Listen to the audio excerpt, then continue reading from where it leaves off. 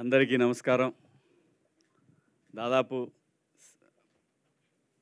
11 సంవత్సరాల తర్వాత first time cinema మీడియాతో ఇంటరాక్ట్ అవుతున్నాను. చాలా సంతోషంగా ఉంది.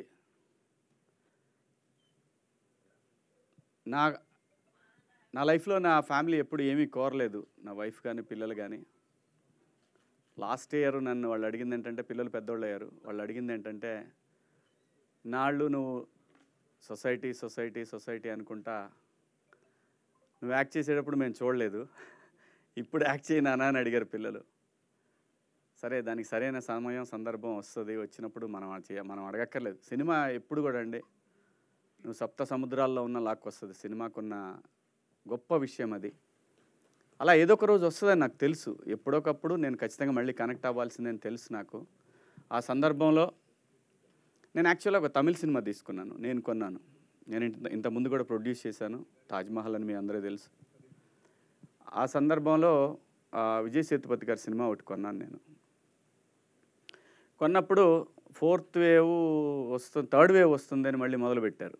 అప్పటికే ప్రొడక్షన్, ప్రీ ప్రొడక్షన్ అంతా అయిపోయింది, డైలాగ్ వెర్షన్ అన్నీ అయిపోయినాయి, మ్యూజిక్ కూడా అయిపోయింది, అంతా టెక్నీషియన్లు అంతా సెట్ అయ్యారు, అంతా అయిపోయింది అన్నారు. ఇంకా మనకు దరిద్రం వదలలేదురా, వద్దులేక సరే అయిన వరకు అయిందిలేని అంతటితో ఆపేశాను. ఆపినప్పుడు మళ్ళీ అంతా లాస్ట్ ఇయర్ నేను ఒకసారి సరే నాకున్న సర్కిల్లో ఒక బెస్ట్ పర్సన్ని చూజ్ చేసుకొని ఆయన దగ్గరికి వెళ్దామని చెప్పి వెళ్ళాను. ఆయనే ఈటీవీ బాపినీడు గారు. ఆయన కలిసి ఇట్లా నా దగ్గర ఒక 2 సినిమాలు ఉన్నాయండి, నేనే చేద్దాం అనుకున్నాను, కానీ నాకు అనిపించింది కరెక్ట్ కాదనే భగవంతుడు ఆపాడేమో తెలియదు. ఈ సినిమాలు మీరు చూసి మీరు చేస్తాను అన్నా సరే, లేదంటే మీరు తీసుకున్నా సరే, నాకు ఇది డెడ్ ఇన్వెస్ట్మెంట్ అని చెప్పి ఫ్రాంక్గా చెప్పాను ఆయనకి. ఆయన అంతా విన్నారు. సరే మా టీంకి ఇస్తాను, చూస్తా అన్నారు. అన్న తర్వాత చాలాసేపు చాలా ఆప్యాయంగా మాట్లాడారు. మాట్లాడిన తర్వాత నేను ఒక మాట చెప్తా, శివాజీ చేస్తావా అన్నాడు. చెప్పండి సార్, నువ్వు యాక్ట్ చేయవయ్యా అని అన్నారు. నేను చేయనని ఎప్పుడు అనలేదండి ఎవరితో కూడా. శివాజీ రాజకీయాల్లోకి వెళ్ళిపోయాడు, సీఎం అవుతాడు, పిఎం అవుతాడు అని జనం ఊరికే అనుకున్నారు. నాకు అసలు రాజకీయాల్లోకి ఎప్పుడు కూడా వెళ్ళాలని, రాజకీయ పార్టీలో ఉండాలని నేను ఎప్పుడు అనుకోలేదు. కేవలం ఆ రోజున్న ఎమోషన్స్, ఆ డివిజను, ఆ ప్రాంతం అనే ఎమోషన్ తోటి నేను ప్రజల కోసం కనెక్ట్ అయ్యాను. రాజకీయాలు నేను ఎప్పుడు కూడా చేయాలనుకోలేదు, చేయలేదు కూడా. సో నన్ను అలా ఇంకా శివాజీ రాడు సినిమాలు చేయడానికి కొని చాలామంది అనుకున్నారు కాబట్టి అలా అవాయిడ్ అయిపోయానండి నేను. మీరు ఇస్తే చేస్తా సార్ అన్న, మీరు చెప్పండి ఏదన్నా ఉంటే చేస్తానన్నాను. ఒక 1.5 month 2 months తర్వాత ఒకరోజు ఈటీవీ నుంచి కాల్ వచ్చింది. ఆయన పేరు సత్యనారాయణ గారు. ఒకసారి సాయికృష్ణ గారిని కలుస్తారని అంటే, అప్పుడు మన నితిన్ గారు వాళ్ళు కలిశాను నేను. కలిసినప్పుడు వాళ్ళు ఇట్లా ఒక కథ ఉంది వినండి మీరు అని చెప్పి నాకు ఆ రోజు కథ వినిపించారు. అదే 90s #90s middle class biopic. చాలా బ్యూటిఫుల్ స్క్రిప్ట్ అండి. వెంటనే నేను విన్న తర్వాత జస్ట్ 10 minutes తర్వాత చెప్పాను. చెప్పిన తర్వాత ఓకే అండి చేద్దామని చెప్పాను. అదే ఇంకా ప్రొడక్షన్ అంటే సెట్స్ మీదకి వెళ్తుంది అన్నప్పుడు నాకు బిగ్ బాస్ ఆపర్చునిటీ వచ్చింది. కానీ యాక్చువల్గా ముందు ఇదే నేను యాక్ట్ చేయటం ఫస్ట్ ఇదే. కాకపోతే మళ్ళీ రీఎంట్రీ స్క్రీన్ మీద మాత్రం బిగ్ బాస్లో కనిపించాను అందరికీ. సో బిగ్ బాస్ వచ్చింది తర్వాత వీళ్ళకి కూడా చెప్పాను, ఇట్లా బిగ్ బాస్ వచ్చిందండి, మరి నాకు పలానా రోజు అడుగుతున్నారు, మీరు ఆలోపు ఫినిష్ చేయమంటే చేశారు. 90s షూటింగ్ స్టార్ట్ అయింది. నా వల్లనే తొందరగా స్టార్ట్ చేశారు, నా కోసమే స్టార్ట్ చేశారు తొందరగా. అందరూ అనుకున్నట్టు, చాలామంది అనుకున్నట్టు ఈ క్రేజు అది ఇది ఏమంటే నేను ఎప్పుడు ఇలాగే ఉన్నానండి. నేను వచ్చిన రోజు నుంచి నా లైన్ నేను ఎప్పుడు దాటలేదు. ప్రతి ఒక్కళ్ళు అర్థం చేసుకోవాల్సింది ఏంటంటే, మనకంటూ ఒక టైం రావాలి, వచ్చినప్పుడే జనానికి మనం కనెక్ట్ అవుతాం. కొన్ని సందర్భాల్లో ఎందుకో మనకు తెలియని వాళ్ళు కూడా మన గురించి చాలా బాగా తెలిసినట్టు, మన పక్కింట్లో ఉండి చూసినట్టు మాట్లాడుకుంటుంటారు. ఇలాంటి సందర్భం చాలామంది మనుషులకు వస్తుంది, నాకే కాదు, ఇండస్ట్రీలో ఉన్న చాలామంది ఆర్టిస్టులకు వస్తుంది, చాలామంది టెక్నీషియన్లకు వస్తుంది, చాలామంది జర్నలిస్టులకు వస్తుంది, అందరికీ వస్తుంది. లైఫ్లో ప్రతి వాడికి ఎంత ఎంట్రీ దొరికినా కానీ ఎక్కడో ఒక బ్రేక్ రాలేదనే ఫీలింగు అందరికీ ఉన్నట్టు నాకు ఉంది. ఆ సందర్భంలోనే బిగ్ బాస్ అనే ఒక ఆపర్చునిటీ వచ్చింది. సో దాంట్లో నా క్యారెక్టర్ చూశారు అందరూ. నేను రియల్ లైఫ్లో కూడా ఇలాగే ఉంటాను. నాకు వచ్చింది నేను ఎప్పుడు నా చుట్టూ ఉన్న వాళ్ళకే పంచాను. ఆ విషయంలో నన్ను బాగా దగ్గర తెలిసిన మీడియా మిత్రులందరికీ తెలుసు. నాకు ఎంతోమంది అవకాశాలు ఇస్తే నేను నా చుట్టూ ఉన్న వాళ్ళకి చాలామందికి అవకాశాలు ఇచ్చాను. అందుకే నేను ఆ ఫ్లోలో అన్నాను, నాకు అది ఇష్టం, బతికించు నీ చుట్టూ ఉన్నవాళ్ళని. ఎందుకంటే బతకడమే కష్టమైపోయిన ఫ్యామిలీ నుంచి వచ్చిన మనిషిని కాబట్టి, బతుకు వీళ్ళకి తెలుసు కాబట్టి, ఈరోజు కూడా నేను నమ్మేది ఒకటే, నీకు ఉపయోగపడినా పడపోయినా నీ చుట్టూ ఉన్న వాళ్ళకి ఎవరికైనా ఉపయోగపడిద్దా? పిల్లలకు కూడా అదే చెప్తాను నేను. అన్న అది మనకు దూరంగా ఉన్నా సరే వాడికి ఉపయోగపడిద్దా, చేసేద్దాం, మనకి తర్వాత వేరేవాడు చేస్తాడు మనకి హెల్ప్. ఆ పద్ధతిలో ఉన్నాను కాబట్టి దేవుడు ఈ రోజున అదేనంటాను, నమ్మి నిజాయితీగా ఉంటే ఎప్పటికీ సక్సెస్ ఏదో ఒక రోజు, ఆఖరికి నువ్వు 80 సంవత్సరాల వయసులో ఉన్నా కూడా నీ దగ్గరికి వస్తుంది. అది ఈ భూమి మీద నువ్వు బతుకున్నప్పుడు ఆ సక్సెస్ నువ్వు చూస్తావు. ఇది బెస్ట్ ఎగ్జాంపుల్స్ చాలా ఉన్నాయి. మీ కళ్ళ ముందు శివన్న ఉన్నాడు. 50 సంవత్సరాల తర్వాత అబ్బా అందరూ శివన్న శివన్న శివన్న అని చెప్పి మీరు అంటూ ఉంటే అనిపించింది, ఓకే నేను ఇన్ని సంవత్సరాల నా ఘోషని భగవంతుడు విన్నాడా? వినిన తర్వాత నిజంగా చెప్తున్నాను, హౌస్ నుంచి వచ్చినాక ఇంతకుముందు సిరీస్లు చేసిన వాళ్ళు చాలామంది, ఎవరికి కూడా మనం అంత గొప్పగా బ్రేకులు చూసిందేం లేదు. కానీ నాది డిఫరెంట్ కేసు. నేను ఆల్రెడీ సినిమాలు చేస్తున్నాను కాబట్టి నేను వచ్చిన రోజు నుంచి స్క్రిప్ట్లు వింటానే ఉన్నాను. అలా అని చెప్పి మనతో పెద్ద పెద్ద సినిమాలు ప్లాన్ చేస్తున్నారని నేనేం చెప్పను. కొంతమంది మంచి క్యారెక్టర్లు చెప్తున్నారు, కొంతమంది హీరోగా ఒక సినిమాలు తీసుకొస్తూ ఉన్నారు. అవన్నీ పక్కన పెట్టేస్తే 90s దగ్గరకు వస్తే, 90s అనేది ఒక ఎక్స్ట్రాడినరీ వెబ్ సిరీస్ అండి. ఈటీవీకి ఎంతైతే క్రెడిబిలిటీ ఉందో ఆ క్రెడిబిలిటీని ఇంకొక నెక్స్ట్ లెవెల్కి తీసుకువెళ్ళే ఒక వెబ్ సిరీస్ ఇది, అందులో ఎటువంటి సందేహం లేదు. దానికి డైరెక్టరు మా ఆదిత్య చాలా నాకు ఒక అంటే మిస్ అమ్మ తీసినప్పుడు నీలకంఠ గారు ఎలా కనపడ్డాడో ఆ స్టోరీ చెప్పేటప్పుడు నాకు అలా కనిపించాడు తను. అన్డౌటెడ్లీ నేనే దీంట్లో ఎగ్జాగరేషన్ ఏమి లేదు, చేసినందువల్ల అతనే నాకు నెక్స్ట్ పిక్చర్ ఇయ్యడు, అతనికి ఉంటే ఇస్తాడో లేదో నాకు తెలియదు, అది వేరే విషయం. చాలా బ్రహ్మాండంగా నెరేట్ చేశాడు, ఎవ్రీథింగ్ డీటెయిల్డ్గా చాలా బాగా చేశాడు. డెఫినెట్గా అనుకున్నాను ఈటీవీ దీనికి ఎంత సపోర్ట్ చేస్తుందో ఏమో అనే విషయం కూడా నేనేం ఆలోచించలేదు. ఎందుకంటే వాళ్ళకి తెలుసు ఈటీవీ ఏదైనా చేస్తే ఒకసారి వన్స్ ఫిక్స్ అయితే ఫిక్స్, ఇంకా దాని గురించి డిస్కషన్ ఉండదు, ఎవరి ఇన్వాల్వ్మెంట్ ఉండదు. అందులో అంతా యంగ్ బ్యాచ్ ఉంది ఇక్కడ. అంటే మీరు నమ్మరు, అంతా 25 years 26, 27 years వాళ్ళే ఉన్నారు.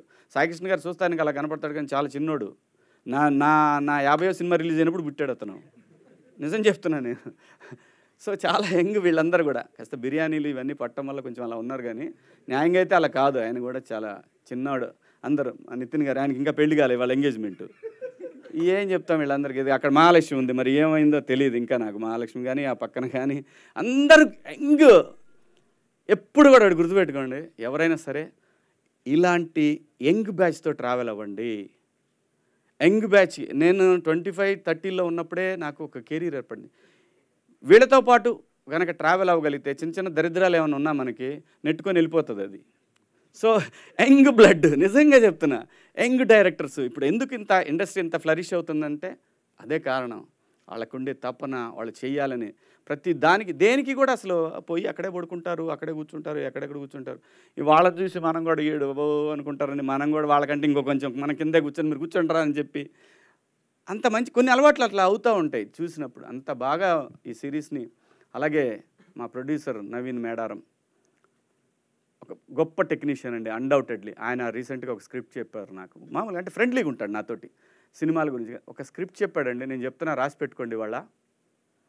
అది ఒక నెక్స్ట్ లెవెల్ ఫిలిం తెలుగు సినిమాకి. ఆయన చెప్పిన కథ తన విఎఫ్ఎక్స్, లండన్లో విఎఫ్ఎక్స్ మీదనే తను చాలా సినిమాలకు వర్క్ చేసి వచ్చాడు. ఆయన చిన్నోడు కాదు నవీన్ మేడారం. తను అన్నీ కూడా నాకు మొత్తం తన విఎఫ్ఎక్స్ చేసిన సినిమాలు, ఇంగ్లీష్ సినిమాలు లిస్ట్ ఇస్తే షాక్ తింటాం, ఎగ్జాగరేషన్గా ఉంటుంది. So very good technician. తాను ఈ స్క్రిప్ట్ని యాక్సెప్ట్ చేయటం అనేది డెఫినెట్గా ఆయన అంటే కథని జడ్జ్ చేసి కథ బాగుంటే ఆడుతుందని నమ్మి దీన్ని ఒక ప్రొఫెషన్గా తీసుకొని ఇంకో కుర్రోడికి లైఫ్ ఇవ్వటం అనేది ఇంకో డైరెక్టరు, అది హ్యాట్స్ ఆఫ్. డెఫినెట్గా నవీన్ గారు హ్యాట్స్ ఆఫ్ అండి, చాలా బ్రహ్మాండంగా మీకు. అలాగే మా కెమెరామెన్ అజింబాయ్ ఏడి తోపు, తమిళ సినిమా ఏం బిర్యానీ అది మంది, కడసల బిర్యానీ, తోపు ఫిలిం, తోపు కెమెరామెన్. అలాగే ఇప్పుడు గూఢచారి 2 ఆయనే కెమెరామెన్. సో ఇంకా ఆయన గురించి చెప్పాల్సింది పెద్దగా, ఆ ఫిలిమ్స్ గురించి చెప్తేనే మనకు అర్థమైపోద్ది. గొప్ప టెక్నీషియన్. అదే కుర్రోళ్ళతో ట్రావెల్ అవ్వటమే బెటర్ అని నాకు బాగా క్లారిటీ వచ్చేసింది. ఏదోటి మన మీద ఉన్న గౌరవంతో లాక్కొని పోతారని కూడా అర్థమైంది నాకు.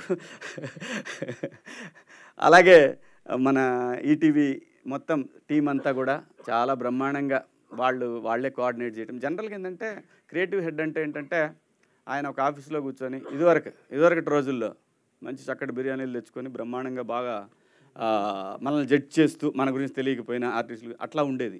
కానీ నితిన్ అలా కాదు. ఆయన ఫస్ట్ డే నుంచి నాకు ఫోన్ చేసింది ఆయనే ఫస్ట్ అసలు యాక్చువల్గా ఈ కథ గురించి. ఫస్ట్ డే నుంచి ఈ ప్రాజెక్ట్ కానీ అలాగే ఇంక మిగతా ప్రాజెక్టులకు కూడా తనంతా డెడికేటెడ్గా వర్క్ చేసే ఒక టీం దొరకటం డెఫినెట్గా చాలా లక్. ఈటీవీ విన్ యాప్కి డెఫినెట్గా మంచి టీం దొరికింది.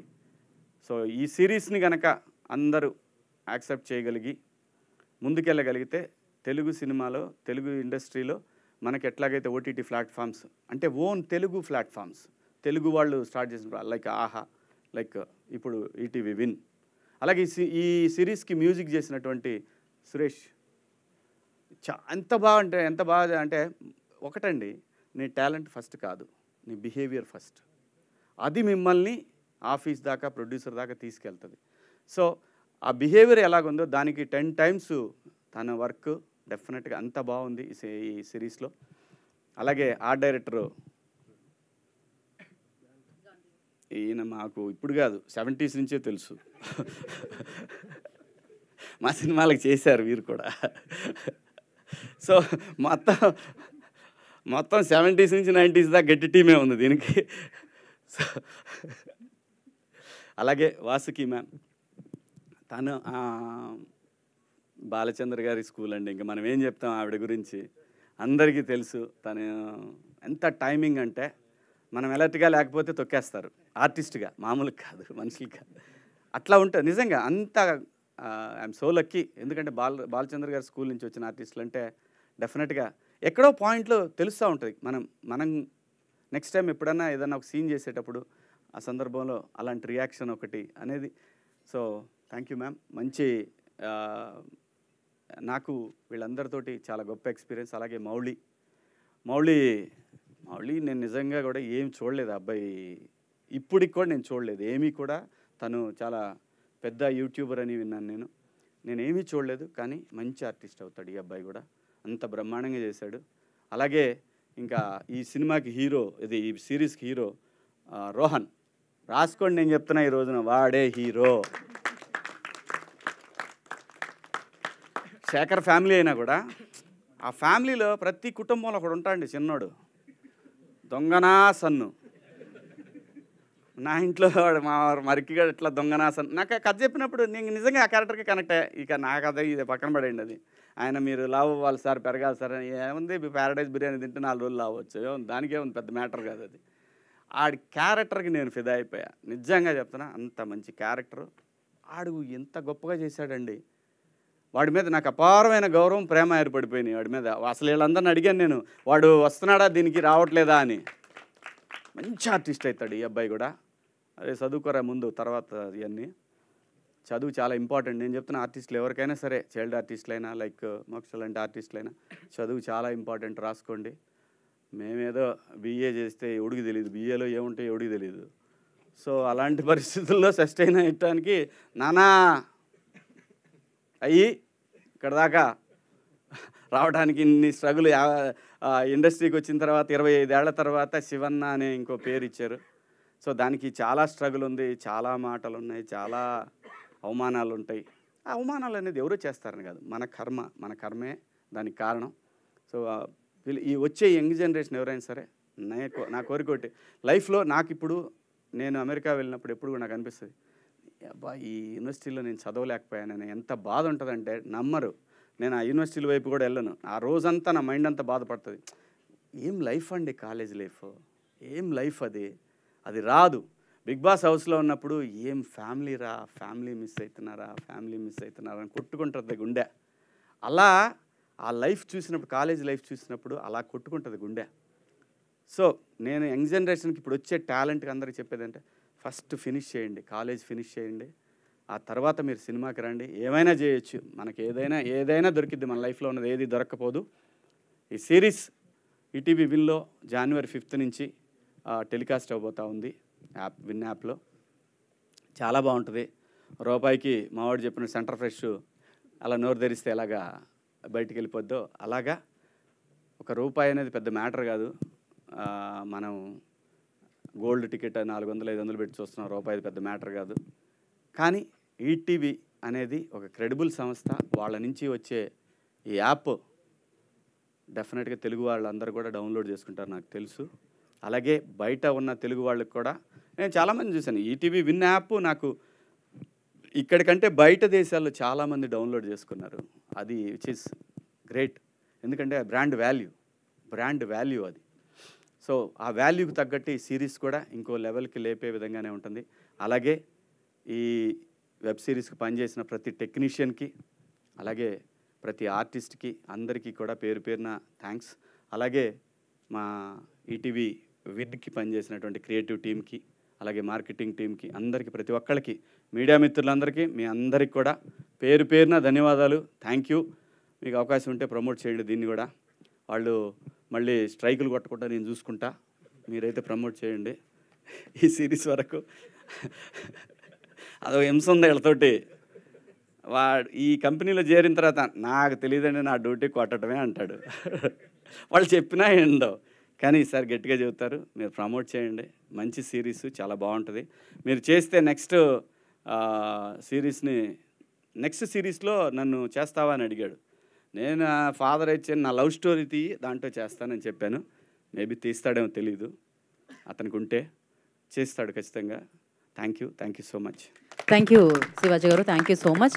రామాయణం, మహాభారతం, భగవద్గీత, వేదిక్ సైన్స్, ఋగ్వేదం, యజుర్వేదం, అథర్వవేదం, 18 పురాణాలు, దశావతారాలు, దశమహావిద్యలు, vedic maths, Indian inventions, secret of gods, మరెన్నో కోర్సులు నేర్చుకోవాలనుకుంటే మా indianvedicSchool.com వెబ్సైట్లో లాగిన్ అయి నేర్చుకోవచ్చు. ఎటువంటి ఫీజు లేకుండా ఫ్రీ కోర్సులు కూడా మా వెబ్సైట్లో అందుబాటులో ఉన్నాయి. గూగుల్ ప్లే స్టోర్, యాప్ స్టోర్లో ఇండియన్ వేదిక్ స్కూల్ యాప్ని డౌన్లోడ్ చేసుకోవచ్చు.